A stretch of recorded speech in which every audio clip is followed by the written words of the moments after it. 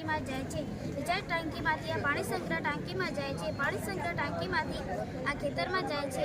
ઉનાળામાં આપણે પીવા માટે પણ વાપરી શકીએ છીએ। જળ સંચયથી થતા ફાયદા મારી સાથી મિત્ર લંકારી તમને સમજાવશે।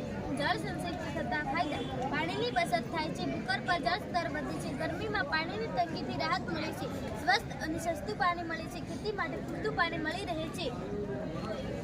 અમે લાકડાના પાણીનો ઉપયોગ કરી આ એક બેજ બનાવી છે। આ બેજની ફરતે લાકડાની સલાઈ કાઢી અમે અર્ધગોળકારમાં વાળી છે।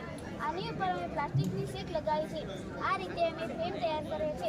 આની અંદર માટી નાખીને અમે ઘઉં અને મેથી વાવી છે। તાપમાન જળવાઈ રહે એના માટે અમે પાછળ એડજસ્ટમેન્ટ લગાવી છે। સાથી મિત્ર લંકારી ઋતુઓ બદલાય